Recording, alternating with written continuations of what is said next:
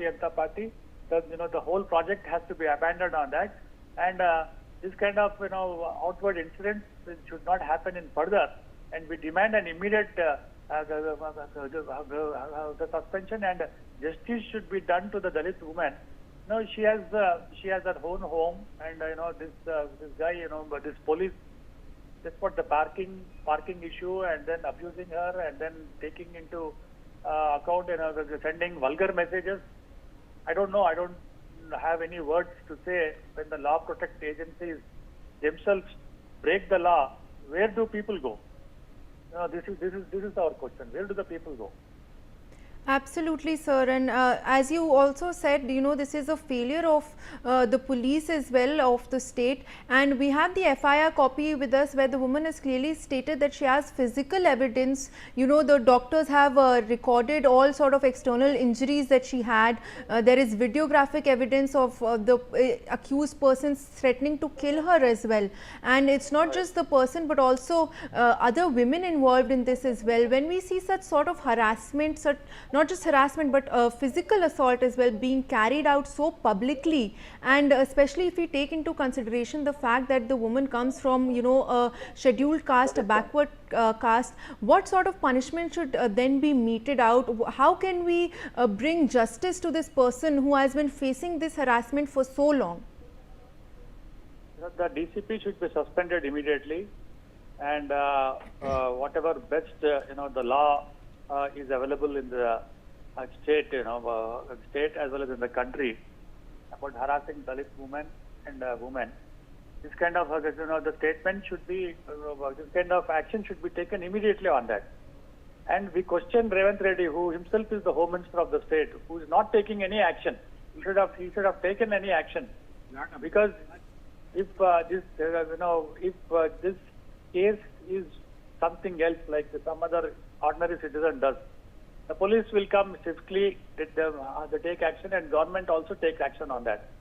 So whatever laws are evading laws, available laws, I don't know what are the laws, I'm not a lawyer, but immediate action should be taken, suspended, and his pension also should be stopped on that, and she should be put behind bars, so that any person in the state will not act this kind of an action, and injustice should not be done to any woman in the state or any person in the state. And we demand that immediately. Why, after June 20th, this is already December, ma'am. Why, the Congress government is dilly-dallying? Is he really giving lot of money through other sources to yes, the Revant Reddy's government, the Congress government, or why is he he's been shielded? Why he's been just protected? And absolutely, absolutely, sir. Thank you so much for joining us with your perspective on that story as well. But we'll shift focus now to the Goa fire that claimed 25 lives.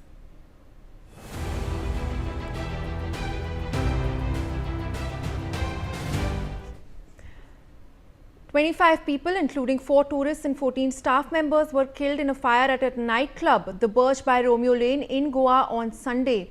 The fire at the popular party venue at Apora village, around 25 kilometers from the state capital Panaji, broke out at around 1 a.m. Prime Minister Narendra Modi announced an ex gratia payment of ₹2 lakh for the families of those killed and ₹50,000 from the PM's National Relief Fund for the injured in the tragic fire. We have with us Mr. Pramod Sawant, Chief Minister of Goa, joining us as we track this big story. Sir, of course, a very tragic incident that has taken place in Arpora. 25 people have lost their lives. There are major safety lapses that are also being reported at this nightclub. And we've seen that, of course, you've also ordered a magisterial inquiry into the incident as well. What is it that we're looking at over here? What are the lapses? And, how are we moving about to address these right now? सबसे पहले मैं कहूँगा कि magistrate inquiry हमने already order की है. उसका report जब आएगा तभी उसके ऊपर बात की जाएगी. मैं खुद 2 बजे रात को वहाँ पे था. वहाँ पे इंसिडेंट्स मैंने देखा जाके. ऑल द टीम, मेरी सभी टीम, जो पुलिस, फायर, कलेक्टर, सभी लोग वहाँ पे थे. 25 लोग की जो डेथ हो गई है, दुखद घटना है मेरे लिए भी. 6 लोग एडमिट है इन गोवा मेडिकल कॉलेज. इनको अच्छी ट्रीटमेंट दी जा रही है. सरकार की तरफ से जो honourable prime minister Narendra Modi ji ने उनको मुझे खुद फोन किया, उनको 2-2 लाख रुपए अनाउंस किए हैं। गोवा सरकार की तरफ से भी उनको मदद दी जाएगी। हैंसफोर्थ इस तरह के इंसिडेंट्स न हो, इसलिए पूरा सेफ्टी ऑडिट भी हम कर रहे हैं। All the precautions will be taken by the government of Goa. जी बिल्कुल सर, जैसा कि आप कह रहे हैं इंक्वायरी ऑफ कोर्स जारी है इस वक्त इस इंसिडेंट में, बट जिस तरीके का ये हादसा है स्पेशली गोवा जैसे एक स्टेट में जो कि बहुत ही टूरिस्ट फ्रेंडली और काफ़ी टूरिस्ट अट्रैक्ट करते हैं गोवा, वहाँ पर ऐसा हादसा होना, इसके पीछे की जो कारण है, अब कई ऑडिट्स भी किए जा रहे हैं इसमें, बट जो ऑपोजिशन द्वारा भी बोला जा रहा है कि क्या ये ऑडिट पहले नहीं होने चाहिए थे, क्या ये जो लैप्सेस हैं इनको पहले एड्रेस नहीं किया जाना चाहिए था, जो कि इतना जहाँ पे क्राउड इतना होता है, जहाँ पे इतने टूरिस्ट आते हैं, वैसी जगह पर ये सब चीज़ें पहले से इन प्लेस नहीं होनी चाहिए थी। एक बात है, क्योंकि 100% इस तरह के जो क्लब्स और बाकी लोग जो रहते हैं इनके लिए हम हमारे फायर डिपार्टमेंट हो या बाकी सबसे यानी कंसेंट टू ऑपरेट देने से पहले सभी एनओसीज लेते हैं। एग्जैक्टली अभी इस क्लब के बारे में अभी मैजिस्ट्रेट इंक्वायरी होने के बाद ही पता चलेगा, क्योंकि उन्होंने ली थी या नहीं ली थी। इसलिए मैंने कहा कि एक बार रिपोर्ट आने के बाद इसके ऊपर बात करना उचित रहेगा। लेकिन मीन्स अभी we are doing the audit of fire safety of all this type of clubs. Absolutely sir, and अभी व्हाट आर द स्टेप्स, और आगे जो स्टेप्स लिए जा रहे हैं उसमें हम क्या एक्सपेक्ट कर सकते हैं, कैसे इन चीज़ों को एड्रेस किया जाएगा कि आगे जाकर ऐसा कोई हादसा फिर कभी हमें देखने के लिए ना मिले गोवा जैसे शहर में? आगे जाके इस तरह का इंसिडेंट न हो, इसलिए सरकार की तरफ से 100% हम सभी प्रिकॉशंस लेंगे। Thank you. Ji sir, thank you so much for joining us and speaking about this tragedy that has taken place in Goa, and of course we're seeing many steps being taken to address an incident such as this and to ensure that an incident, a tragedy like this does not take place again, especially in a tourist hub in a place like Goa, which attracts such big crowds, not just from India but from across the world. But let's shift focus now to some breaking updates that are also coming in with regards to this story. We have visuals from the Goa Medical College where the bodies of the deceased have been kept. The Chief Minister has said that the injured are in a stable condition and a probe into the incident has been ordered. The nightclub was reportedly packed with weekend crowds inside a structure built with flammable materials, and it had only a narrow access route and restricted escape paths. My colleague Shahid Ansari joins us for more on this story. शायद हमें अब जो खबर मिल रही है उसके according जो night club था उसमें ऑब्वियसली वीकेंड का काफ़ी क्राउड था और जो एग्जिट रूट था वो काफ़ी नैरो बताया जा रहा है, जिसमें एस्केप पाथ्स बहुत रिस्ट्रिक्टेड थी। तो ये जो अंदर का जो स्ट्रक्चर था जिसकी वजह से ये हादसा और बढ़ गया, जिसकी वजह से लोग एस्केप नहीं कर पाए, इसके बारे में क्या डिटेल्स हैं जो इस वक्त सामने निकल कर आ रही हैं? देखिए, दो चीज़ें बहुत अहम है। एक पहली चीज़ ये कि ये जो क्लब है, जो रेस्टोरेंट है, इसको पहले भी जो है फायर के नियमों का उल्लंघन करने और कुछ इलीगल कंस्ट्रक्शन की वजह से भी जो है इसको प्रशासन की तरफ से 2 बार नोटिस दी जा चुकी थी। बावजूद इसके इनका ये चल रहा था। और दूसरी एक अहम बात ये है कि इनके यहाँ जो है कोई जो है फायर एग्जिट डोर नहीं था, जिसकी वजह से कि लोग बचकर निकल जाए।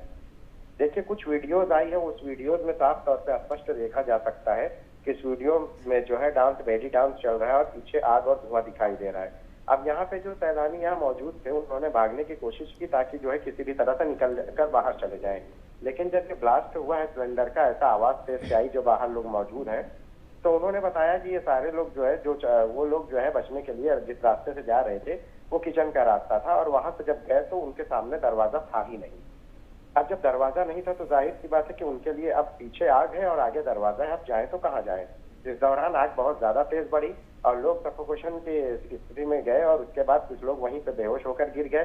फिर आग बहुत ज्यादा तेज लगी और फिर देखिए जब दम घुटता है और दम घुटने के बाद फिर बाहर का कोई रास्ता नहीं, तो वो सभी लोग आग की चपेट में आ गए और पूरी तरह से जो है वो लोग झुलस गए और वहीं पे जितने लोग थे उन लोगों की हालत वहीं खराब हो गई थी। पुलिस ने कई डेड बॉडीज वहीं जगह से निकाली। फिर हॉस्पिटल ले जाने के बाद पता चला कि 25 लोगों की जो मौत हुई है तो वो सब पूरी तरह से जले हुए हैं। जी जी बिल्कुल, शायद बने रहे हमारे साथ। इस वक्त कुछ और अपडेट्स आ रहे हैं हमारे पास। We are learning that after the fire incident in north Goa's Arpura claimed 25 lives, Office of the Collector, North Goa has issued emergency numbers in order to ensure effective monitoring, incident response and public grievance redressal. Emergency response numbers for District Control Room and Goa Police Control Room are in fact on your screens right now. शायद emergency numbers भी जारी कर दिए गए हैं। इस वक्त on ground क्या स्टेप्स लिए जा रहे हैं? हम देख रहे हैं कि कलेक्टर ऑफिस के द्वारा भी कई लोगों को मदद पहुंचाने के लिए कई जरियों का इस्तेमाल किया जा रहा है। ऑन ग्राउंड क्या किया जा रहा है इस वक्त इस हादसे के बाद? जी देख, चूंकि इस जगह पे गोवा में चूंकि बाहर से ज्यादा लोग आते हैं, सैलानी ज्यादा थे, तो किसी को कुछ कांटेक्ट करना है तो इसके लिए गोवा कलेक्टर की तरफ से जो है कुछ इमरजेंसी नंबर दिए गए हैं। मैं वो इमरजेंसी नंबर अपने दर्शकों के लिए दोहरा भी देता हूँ। इनमें से जो कंट्रोल रूम का नंबर है 0832 222 5383, जबकि नॉर्थ गोवा का जो नंबर दिया गया है 7875756000 है। इसके अलावा भी जो है कुछ नंबर दिए गए हैं ऑफिसरों के, जिनमें से 9637779277 9923882807। ये कुछ नंबर उन्होंने दिए हैं ताकि जो है किसी को कुछ दिक्कत है तो यहाँ कॉल कर सकते हैं। आपने पूछा है कि जो जाए हादसे का जो है इस वक्त क्या है, तो आपको मैं बता दूं कि जो ये क्लब है इसको सील कर दिया गया है और अधिकारियों ने कहा है कि अगर फायर सेफ्टी नॉर्म्स का पालन नहीं किया गया था, जिसकी वजह से क्लब के मालिकों पर गंभीर धाराओं के तहत मामला दर्ज किया गया है और कुछ लोगों से पूछताछ भी की जा रही है। और दूसरी अहम बात यह है कि इसको जो है सील कर दिया गया है। जो जांच एजेंसियां हैं वो अंदर के हिस्से में जा रही हैं और सैंपल वगैरह कलेक्ट किए जा रहे हैं। इसके साथ साथ यहाँ के सीसीटीवी खंगालने की कोशिश की जा रही है। जिन लोगों की मौत हो गई है उन सभी लोगों के जो है, जो क्योंकि बहुत ज्यादा उनके जो है शव जो है जल गए हैं, कई लोगों की शिनाख्त भी नहीं हो पा रही, तो इन सभी लोगों के डीएनए सैंपल उनके परिवार से मिलाकर ही उनको बॉडी दिए जाएगी। हालांकि कुछ लोग जिनकी शिनाख्त हो रही है उनको उनके परिवार से हवाले करने के शव को जो हवाले करने के लिए प्रशासन ने कहा है कि जल्द से जल्द हम उनको उनके परिवार के हवाले कर देंगे ताकि उसके अंतिम संस्कार की प्रक्रिया पूरी कर सकें।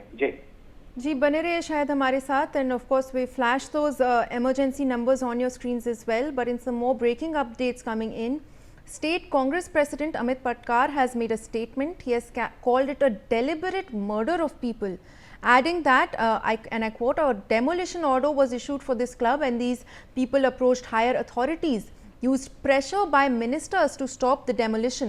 When a local elected body orders demolition as an illegal structure, I feel it should be the moral right of the administration to not grant any permission there." Let's in fact listen into what he said. ना घड़ी है ये, मुझे लगता है कि गोवा के tourism history में एक ब्लैक डे है और हम लोग जो भी 25 लोग, जो अभी मुझे सूचना मिली है कि अभी आंकड़ा 25 लोगों की, इनोसेंट लोगों की मौत हो चुकी है। So we pay condolences to the families of all the deceased 25 people. मुझे लगता है कि ये जानबूझ के लोगों का मर्डर किया गया है। जो हमको सूत्रों के माध्यम से जो पता चल रहा है कि ये क्लब को डिमोलिशन ऑर्डर निकाला था। ये कल सरपंच ने, पंचायत वाले ने भी ऑन रिकॉर्ड है कि इसका डिमोलिशन ऑर्डर निकाला था और इन्होंने ऊपर हायर अथॉरिटीज के पास जाके मंत्रियों का प्रेशर यूज करके ये डिमोलिशन को रोका। शायद Ansari is with us for more details. शायद जो स्टेट प्रेसिडेंट हैं कांग्रेस के, उनके द्वारा काफ़ी बड़ा स्टेटमेंट आ रहा है जिसमें उन्होंने इसको डेलिबरेट मर्डर कहा है, क्योंकि हमने पहले भी देखा है डेमोलिशन ऑर्डर था जो कि नहीं फॉलो किया गया। जो ये ऑपोजिशन के द्वारा बड़ा बयान आ रहा है, इस बारे में, इसके डिटेल्स के बारे में आप हमें बताएं। देखिए, मैंने पहले ही आपको बताया है कि इस मामले में दो चीजें जो अहम मैंने बताई, उसमें एक तो ये कि फायर सेफ्टी के जो नॉर्म्स हैं वो जो संदिग्ध पाए गए हैं और दूसरा जो है इनको 2 नोटिस दी जा चुकी थी कि एक तो इलीगल कंस्ट्रक्शन और दूसरी चीज जो इसमें जो फायर सेफ्टी के नियम है उनकी जो धज्जियां इन्होंने उड़ाई है उसको लेकर इनको नोटिस दी जा चुकी थी। उसके बावजूद भी जो है ये क्लब चल रहा था और बड़े ही धड़ल्ले से चल रहा था। तो इसकी दोनों चीजें होती है कि एक तो ये प्रशासन की तरफ से अगर इतनी सख्ती की गई है और अगर इस तरह के नोटिस दिए हैं तो उसके बाद भी जो है अगर ये चीजें ये की जा रही हैं, तो ये कितनी गलत बात है कि जो फायर और सुरक्षा इन सारे चीजों को ताक पर रखकर अगर की जा रही है, तो इसका मतलब है कि आप किसी की जिंदगी के साथ खिलवाड़ कर रहे हो। और वही चीज हुई है, किसी की जिंदगी के साथ खिलवाड़ ही हुई है। और किसी के क्या 25 लोगों की मौत हो जाना, ये एक इसको इतने आसानी से नहीं उसको माफ किया जा सकता। हालांकि प्रशासन ने FIR तो दर्ज की है, और FIR दर्ज होने के बाद अब ये देखना होगा कि कितनी सख्त कार्रवाई होती है। हालांकि इसके लिए मजिस्ट्रेट इंक्वायरी के ऑर्डर दिए जा चुके हैं। जी बिल्कुल, शायद बने रहे हमारे साथ। We are getting some more updates right now. Congress president Mallikarjun Kharge has now expressed deep grief over the Arpora nightclub fire that killed 25 people. He said that the incident was avoidable and called it an irreparable loss. Kharge demanded a comprehensive probe and strict accountability. He urged immediate enforcement of fire safety norms and also appealed to Congress workers to support the affected families in their hour of grief. Shahid Ansari continues to be with us on the broadcast. Shahid, अब Mallikarjun Kharge का भी statement आ गया है इस हादसे को लेकर। उन्होंने क्या बोला है इस वक्त, उस बारे में हमें बताएं। देखिए, इस हादसे के बाद से ही जो है सत्ताधारी पक्ष और विपक्ष दोनों जो है, जो लोगों की मौत हुई है उनको लेकर संवेदनाएं व्यक्त कर रहे हैं। चाहे बात PM मोदी की करें, चाहे गृह मंत्री की करें, चाहे रक्षा मंत्री की करें, चाहे द्रौपदी मुर्मू की बात करें, हर एक ने जो है इन सभी इस मौत में होने वाले को लेकर जो है अफसोस जाहिर किया। और उसके अलावा PM मोदी ने PM केयर फंड से मरने वाले की फैमिली को 2 लाख और जख्मियों को 50,000 का मुआवजे का ऐलान किया है। मल्लिकार्जुन खड़गे ने भी जो है उन सभी लोगों को जो है संवेदनाएं व्यक्त की है, और जो लोग बीमार है, मतलब कि जो जख्मी है, उनको लेकर बेहतर और जल्द सेहतयाब होने की बात कही है, और उन सभी लोगों के साथ संवेदनाएं व्यक्त की है। उन्होंने सख्त कार्रवाई की मांग भी की है। जी बिल्कुल शायद, शुक्रिया हमारे साथ जुड़ने के लिए। With all of those details, meanwhile viewers, that's a wrap for this bulletin. Will slip into a very short break.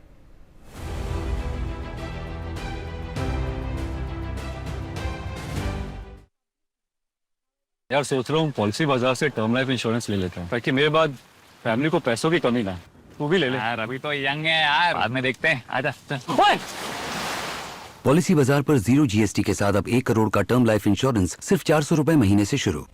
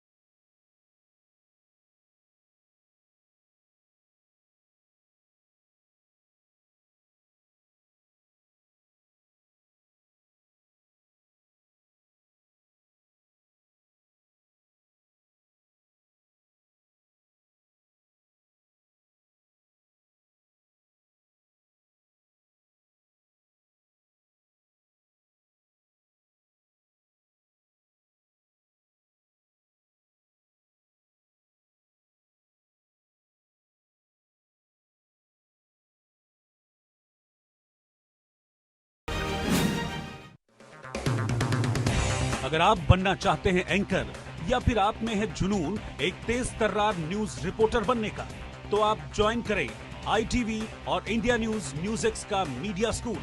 ITV next media international school का कोर्स आपको मौका देता है देश के दिग्गज एंकर्स के साथ काम करने का।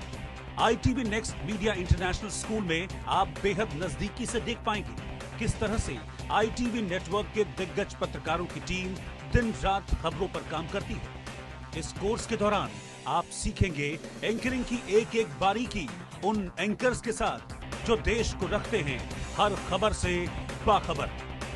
ITV next media international school का ये कोर्स आपके एंकरिंग स्किल्स को करेगा इतना सशक्त, मजबूत, जिससे आप बनेंगे पत्रकारिता की दुनिया का वो चमकता चेहरा जो दुनिया देखेगी और पसंद करेगी।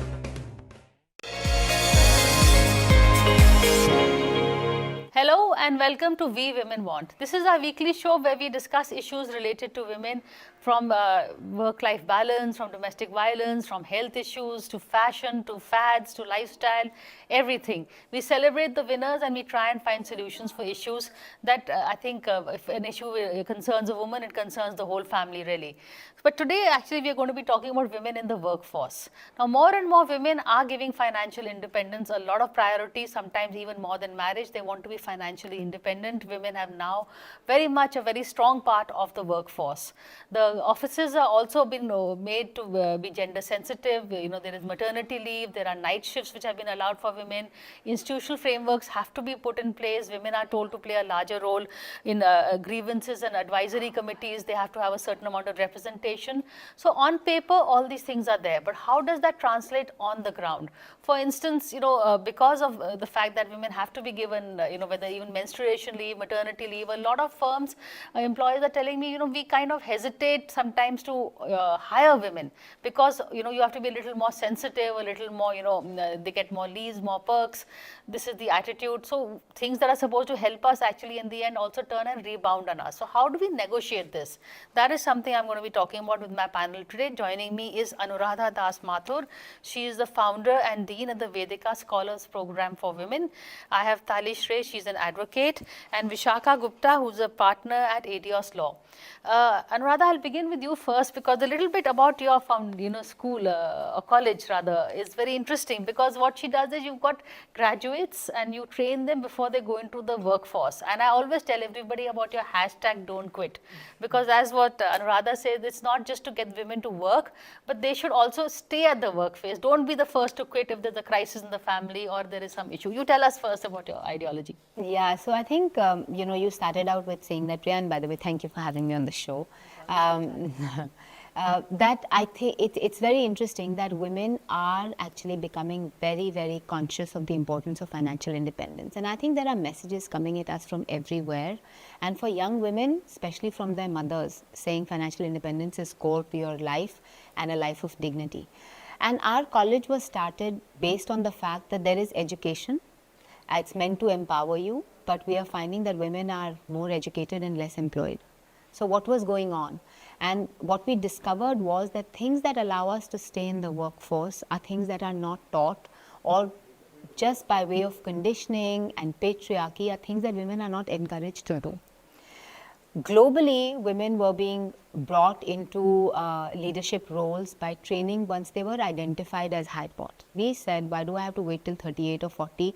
I haven't become a statistic that has dropped out. So we've actually taken all of that stuff. And this is like an alternate to an MBA. So the curriculum is an MBA program, but we also supplement it with everything that women need to be in the workforce to stay and succeed. So that's really what Vedika does. And we've done 10 years. Our retention rate is 10 years, huh? And retention rate of our scholars in the workforce is almost 95%. So I think something's working. Right. Amazing. That is really good. But Talish, in terms of, we've all said, okay, let's make the workforce more accessible and friendly to women, whether it's harassment committees, we've got all the things in place. But when it comes to actual implementation, that's where the gap comes. So I think I want to first address this bit, which is the, the big question mark in the room, which a lot of people come in and talk about, is that we have to provide so much more if it's a woman employee. Why should we have women at the workforce? And as a practitioner, that is one thing that I've seen across board with clients and others, is that women are essentially employed because you have someone who is A, willing to give loyalty, should they be treated right, and B, let's not forget that gender pay parity is not a reality. So here you have it, you have a person, an employee or a consultant who is willing to work and give 110%, commit themselves and come at 2/3 the cost. That's typically the gender pay gap. And that is why women are repeatedly brought into the workplace. So that attempt to retain them as well, there's a lot of loyalty, because at the end of it, as a working parent as well, I often tell my clients, just don't take up more of my time, because a minute of my time is not just a minute of my time, it's a minute of my time plus a minute of each of my child's time. So therefore, it's 3 minutes, and that value add that I bring on board because I have other roles. But to come back to what you were saying about, how much of it is being implemented, it is a step in the right way. It's not 100% implementation, but there are processes, there are larger companies that are leading in larger organizations, including the government of India, that is trying to put in a mechanism in place, which is a huge step forward from the time when I joined the workforce, which was about 20 years back. I was very different then, if you remember. Right. No, so things are improving, Vishakha, but there is also that mindset that because we have to do so much more for the women and also be sensitive, kind of you can't yell at a woman the way you would yell at a guy. It's a two-edged this thing. The woman complains, there is a committee. So a lot of people privately, they say all these politically correct things. They say these are the reasons why we are a little hesitant to hire women than men. Does that kind of mindset affect also? Yes, I think that sort of restricts the kind of employment that women have access to. Definitely, and more so, I think the hesitancy then comes from the women itself, because they have to portray themselves out to be able to sort of compete with with their other colleagues, that they are not better, but actually at the same wavelength and at the same same bandwidth as being able to complete the work. So the expectations are a little bit more from a woman that, okay, will she be able to do it? She anyway is burdened with a lot of biological issues as well as, other societal pressures. So I think a lot of women are facing that pressure, including the pressure of actually doing the work. So yeah, so this, this is how do you tell your girls, Dadi, that, there will be times where, a guy may say, oh, tane bhi aate hain, oh, you're a girl, I can't say this to you. Or night shift, okay, on paper you're allowed on night shift, but, I have to put in a whole lot of more precautions in place because you're a woman. So, I mean, I really, I'm listening to our other panelists also, and I actually see the world quite differently. And I think part of it is impacted by the fact that I actually work with a very young workforce. So I think the way we think about the world, 20 years, 30 years in the workforce, what things were, what happens to our peers, versus how younger women are seeing themselves at work and their workplaces is actually quite different. So that's number one. But I wanted to respond to, this whole thing about my time being away from my children. And there's something there that I feel is so structurally flawed. And we keep feeding that flawed structure.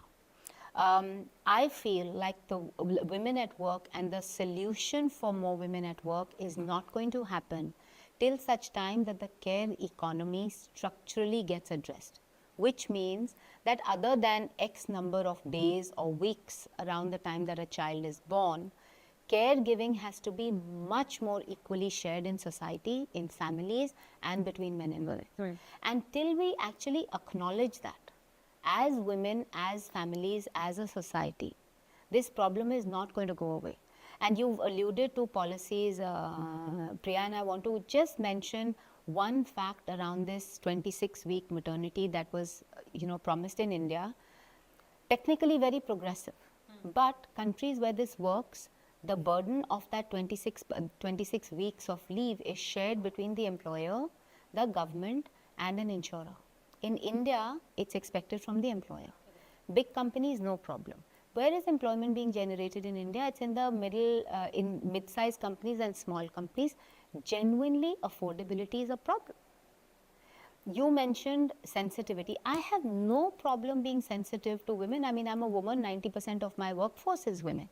But when it becomes about, if hypothetically I had 60% of my workforce was women who were technically ready or post potentials for maternity, I would have to provide for 1.5 times my workforce if everybody is going to be away for 6 months. So I think there is a fundamental economics somewhere there that we have to think about harder than saying, people want to shy away from it. So I think there's a solution there, and this is a societal public-private partnership issue. It's not meant to be handled by every employer. Yeah.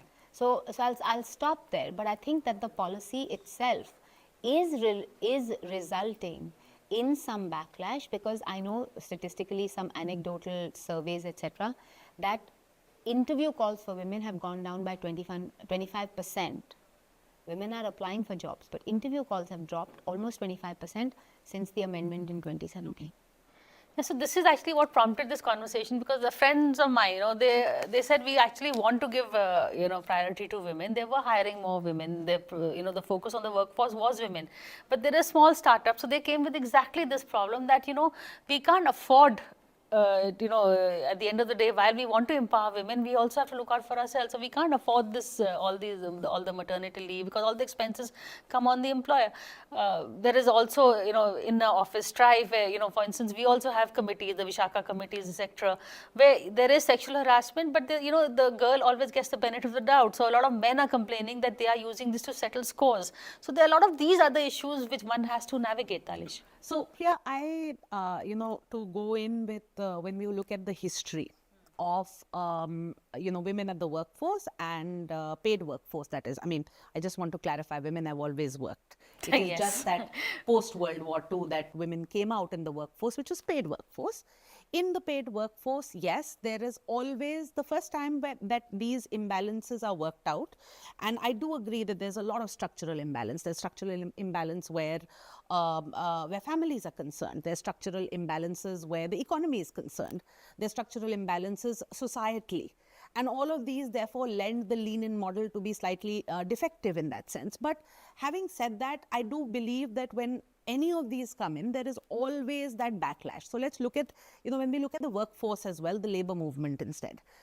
In and around the beginning of the 20th century, when labor demanded 888, the call came in for 8 hours of rest and 8 hours of work and 8 hours of whatever you be.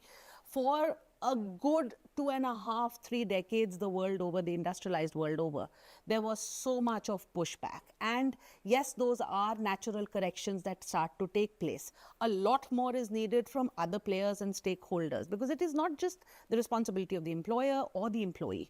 It is generally a responsibility as a whole, because if you want to see the economy progress, you cannot have 50% of the economy being educated, and in India a lot of it is public education, so public taxpayer money, and then having them in a place where they're defeated structurally. So why are you getting them ready if structurally you can't support them?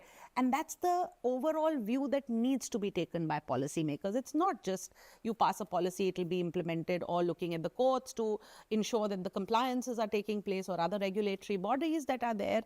It has to be an overall responsibility. It has to be something very urgently dealt with, to look at it holistically, for sure.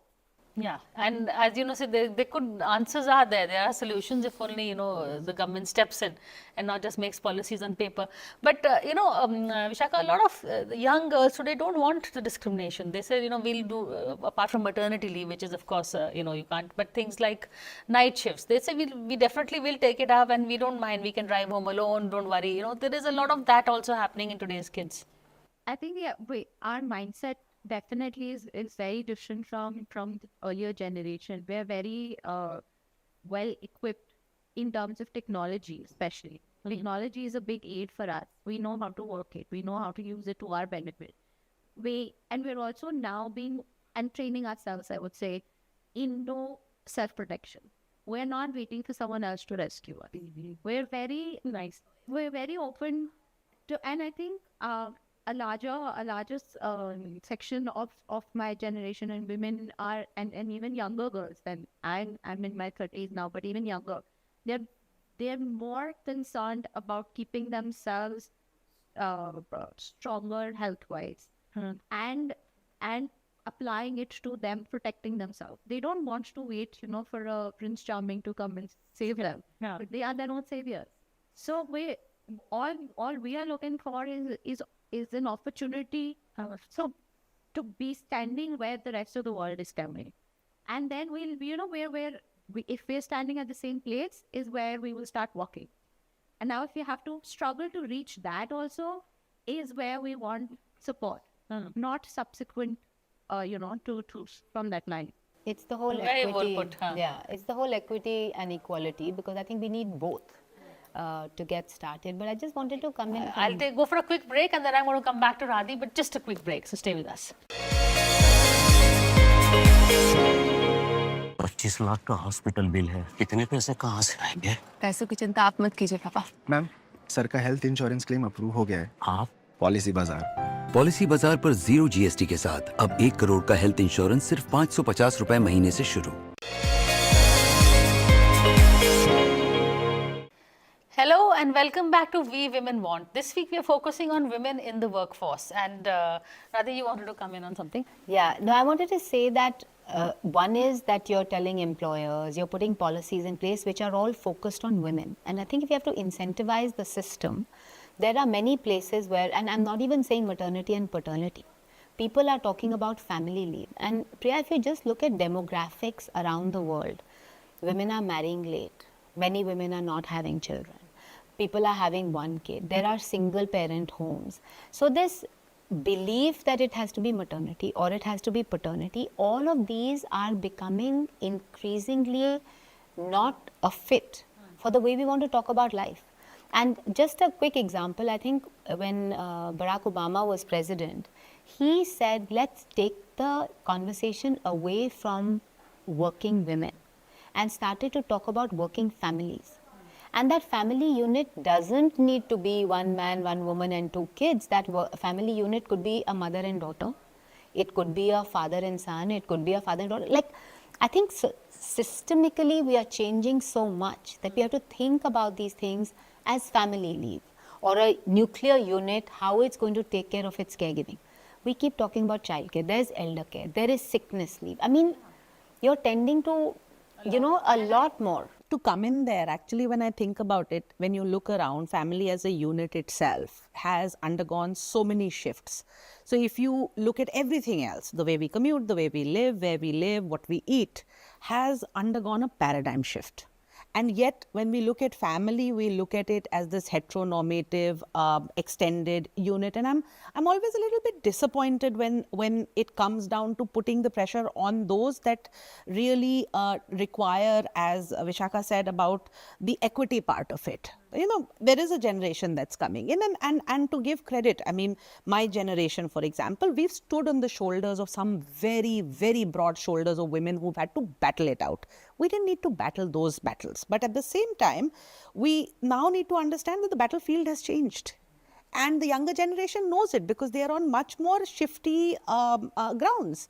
So, for example, for Delhi, I mean, schools go online the moment there is an AQI spike that comes in. It's a part of the GARP system. What happens to the family unit then? Because there is an entire unit that's functioning to be economically productive to the state. And I think that rethink is where we'd be able to structurally move away from things that have been around from, I don't know, centuries. And the understanding continues to be the same. So that's the challenge that I see every day. But, you know, also the attitudes at work, you know, of, you know, I spoke about the, you know, now, of course, there are these sexual harassment committees, there are grievance committees, but as you said, women are also now maybe, you know, fighting their own battles also. And it's, as you said, give as good as you get, you know, it's maybe there is maternity leave, there's menstruation leave. Women may not take that because they also want to, you know, not be singled out. And absolutely. I think it also comes down to self-awareness as well as trying to put yourself in control.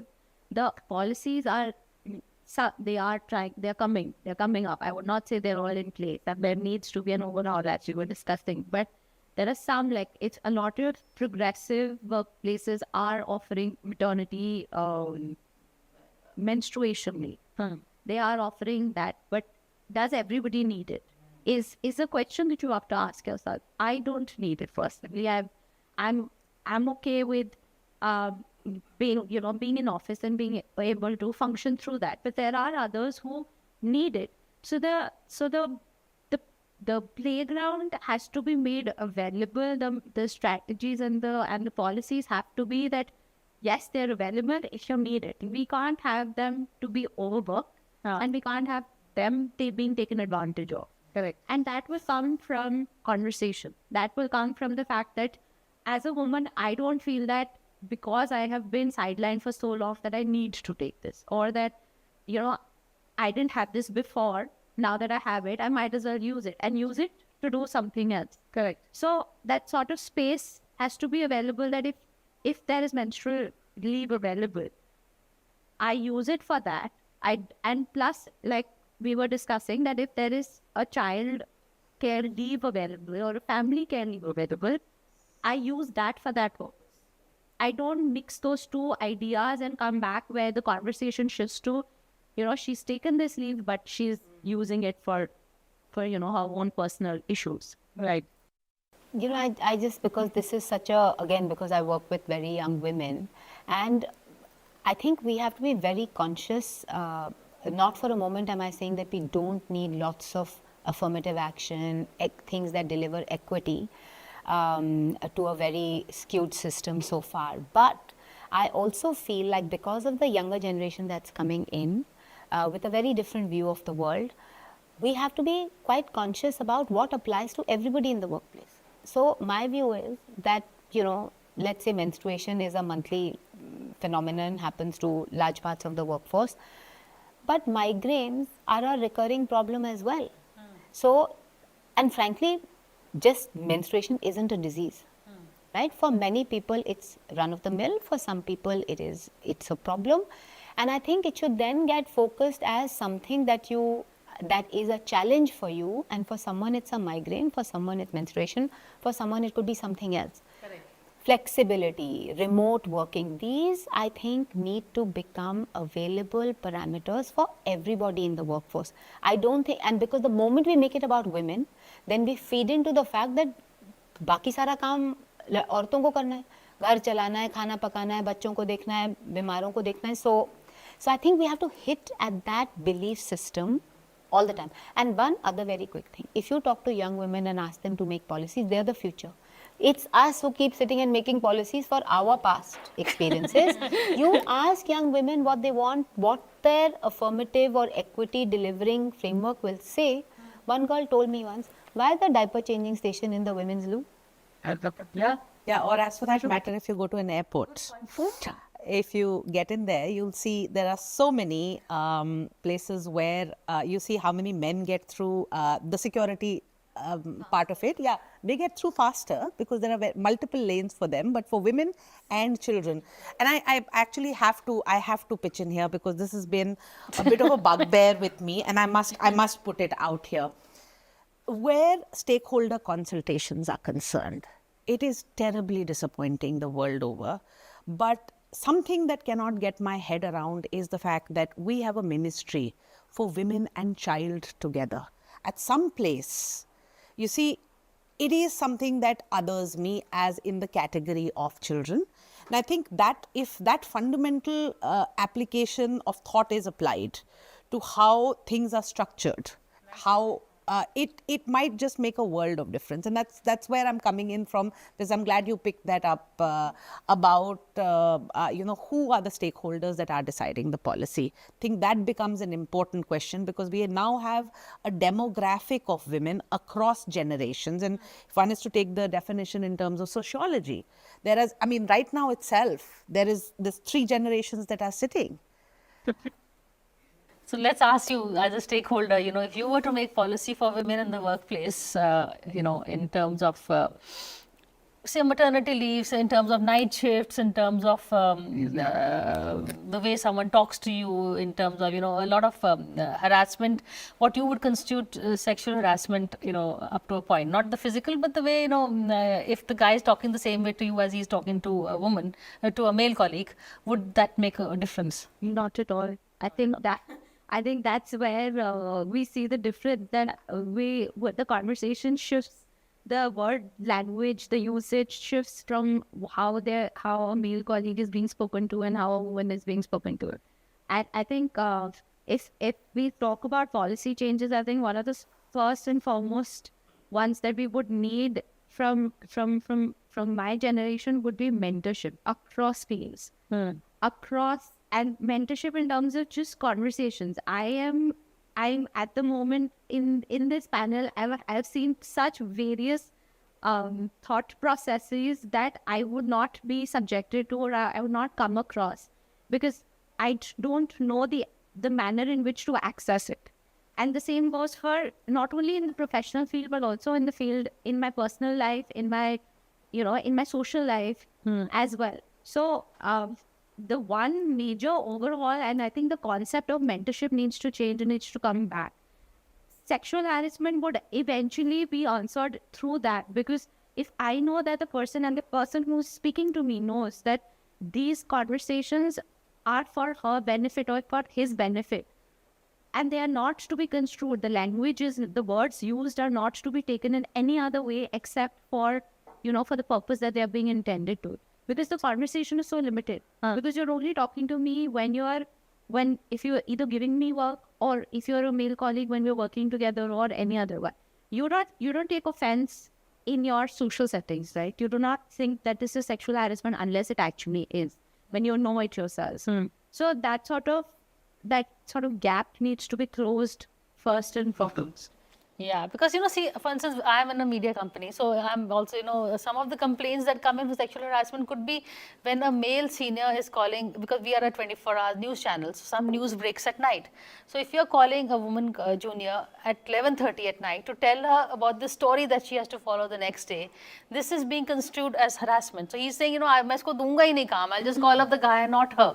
So, these are the little gray areas. And Priya, there's a part of me, while I can be very enraged and outraged by how much nonsense goes on, there's a part of me that feels very empathetic towards men who are also trying to make sense of this, right? There are enough and more well-intentioned men who'd like to do the right thing.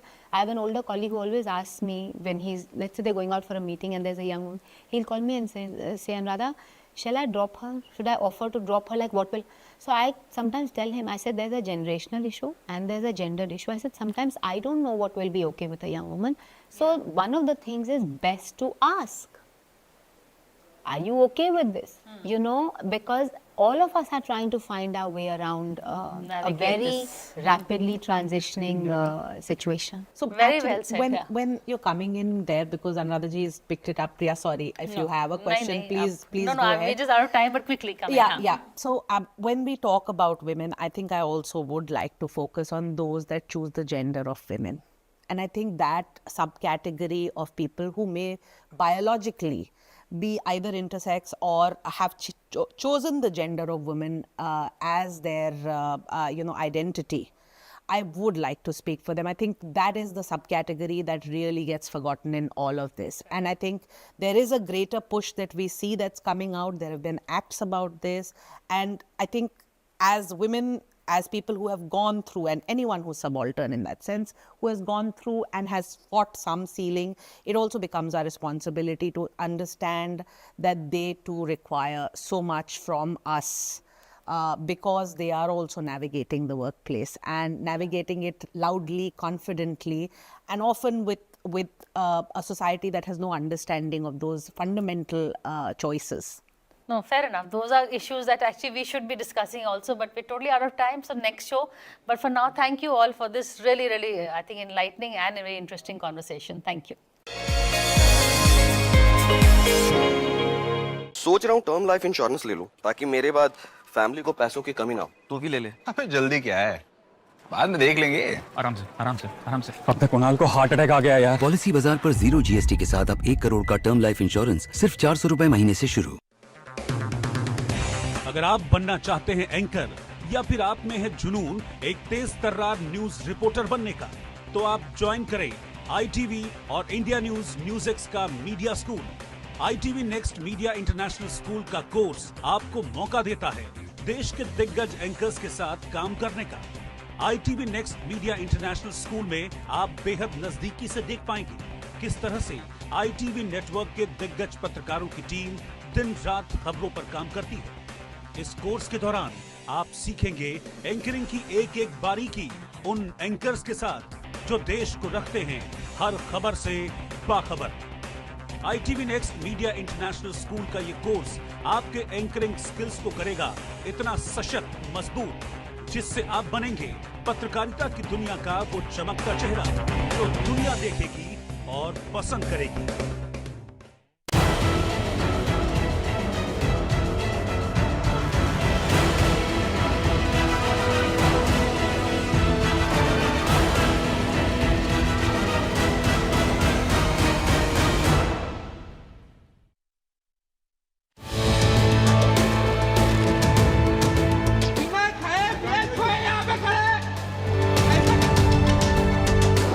don't see any physical status here. They are not showing anything and they are not telling anything about the flight. The marriage is on, but the bride has to reach there. The flight is also cancelled and today one of my friend's daughter marriage is there.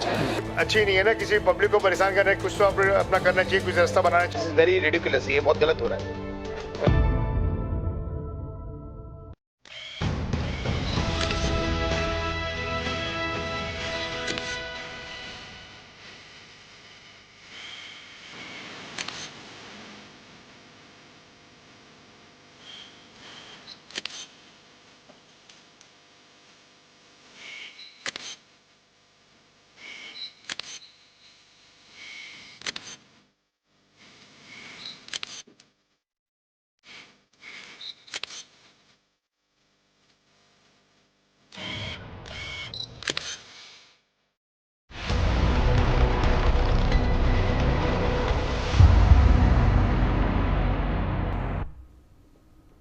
Hello and welcome. You're watching NewsX and I'm Vaishali Kohli. Now today marks the 7th day of the ongoing chaos amid flight cancellations across India. Amid the ongoing crisis, the Ministry of Civil Aviation has ordered Indigo to clear all pending passenger refunds without delay. Airlines have also been told not to impose rescheduling charges on passengers whose travel plans were affected.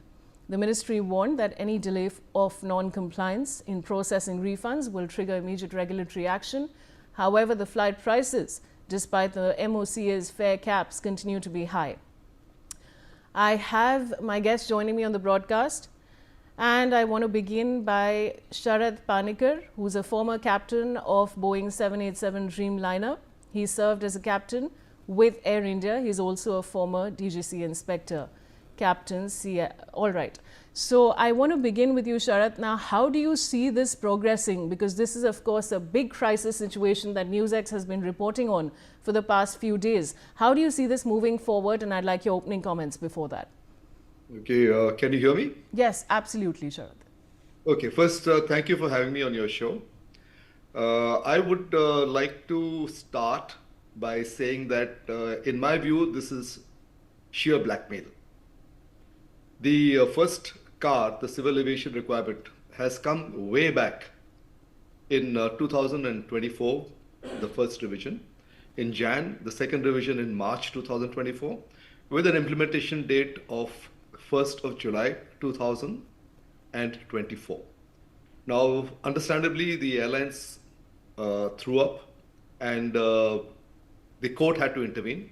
And finally, Delhi High Court had passed a judgment wherein a two-phased implementation of the CAR, the civil aviation requirement, would be effective.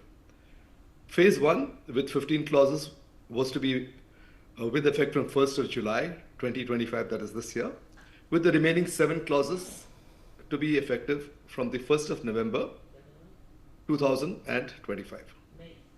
Indigo had almost 2 years to prepare.